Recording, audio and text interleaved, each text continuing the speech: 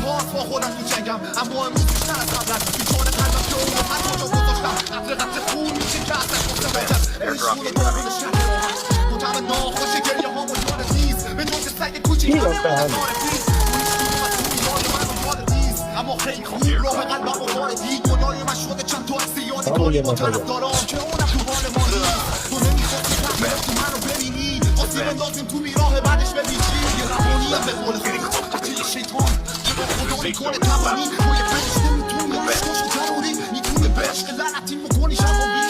میتونی از ته قلبم خوشبختی تارسیمه بدون دو از توی زرم ندارستم با خونه این اواخر فقط حق به خود مهم بودش نمیگیری چشمای من شده پر خون تو هر چی کار میکردم که منو بتونی ببخشی کاری کردی فقط از تو یادم بهت و بیرفتی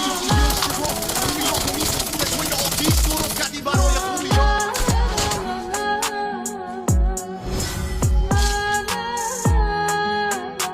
من سالهاست با خودم تو جنگم اما امروز بیشتر از قبل است بیچاره قلبم که اونو هر کجا گذاشتم قطره قطره خون میشه که اصلا گفتم بجم عشقون و دارون شهر راحت مطمع ناخوش گریه ها مجال نیست به جز سگ کوچیک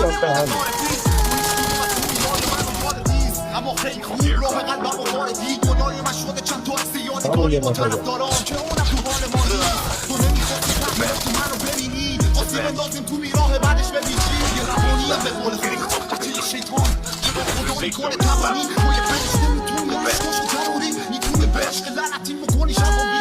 میتونی از ته قلبم خوشبختی تارسیمه بدون دو از توی زرم ندارستم با خونه این اواخر فقط حق به خود مهم بودش نمیگیری چشمای من شده پر خون تو هر چی کار میکردم که منو بتونی ببخشی کاری کردی فقط از تو یادم بهت و بیرفتی